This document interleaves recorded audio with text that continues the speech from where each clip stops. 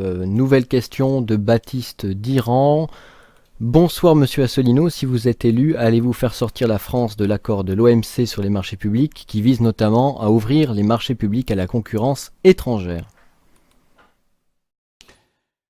Alors, je ne vais pas dire une réponse définitive, oui ou non, il faut voir, on verra quand même le pour et le contre de ces accords. Parce qu'en général, comme dans toute chose, il y a du pour et du contre. Et on peut voir que la France peut gagner des marchés publics ailleurs et en laisser perdre sur son propre territoire. Donc on fera une analyse minutieuse. Mais cela étant, mon premier mouvement est quand même d'aller dans le sens de cet internaute et de remettre en cause, la France pourra se retirer de cet accord si nous estimons que cet accord n'est pas bien. J'en profite pour souligner que à l'OMC, la France est présente, elle a un siège à l'Organisation mondiale du commerce qui siège à Genève, où il y a à peu près 155 ou 160 pays du monde. Pas tous, il y a 193 pays aux Nations Unies, mais il y en a, disons, les 4/5e qui sont donc à l'OMC. Mais les autres pays du monde ont leur siège et défendent leurs intérêts nationaux.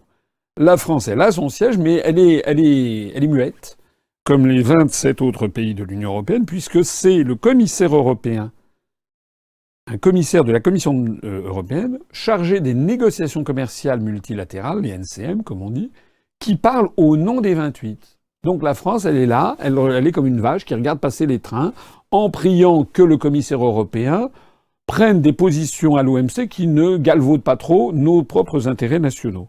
Alors, je ne vais pas entrer là-dedans parce que j'en ai déjà suffisamment parlé, mais en fait, le commissaire européen est dans une situation très confortable puisqu'il doit défendre 28 intérêts nationaux différents et antagonistes.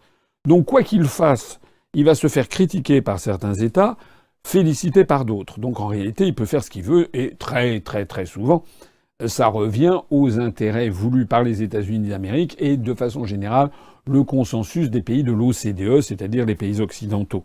Voilà. Une fois que la France sera sortie de l'Union européenne, elle pourra défendre ses intérêts par elle-même. Et ne croyez surtout pas que parce que nous serions seuls, nous pourrions moins bien les défendre. C'est actuellement qu'on ne peut pas les défendre, puisqu'on ne les défend pas. On se fait représenter par un commissaire qui défend les mêmes intérêts du Luxembourg et du Royaume-Uni qui sont totalement antagonistes aux nôtres.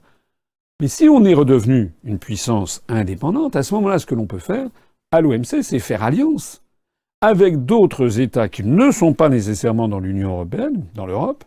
Il peut y en avoir, on peut peut-être avoir des intérêts convergents avec le Portugal, l'Espagne, l'Italie ou je ne sais pas quoi, mais aussi avec, je sais pas, l'Algérie, la Thaïlande, la Turquie, je ne sais pas, sur des intérêts ou en fonction des intérêts ou des pays de la francophonie pour faire prévaloir nos intérêts. Je rappelle, et je conclurai là-dessus, qu'à l'OMC, il n'y a pas de vote, c'est la procédure dite du consensus. C'est-à-dire que si on arrive à mobiliser contre une mesure un certain nombre de pays, disons une vingtaine, une trentaine, on est sûr que la mesure ne sera pas adoptée. Donc c'est un point très important pour ceux qui croiraient que si la France était toute seule à l'OMC, elle se débrouillerait moins bien. C'est exactement le contraire qui est vrai.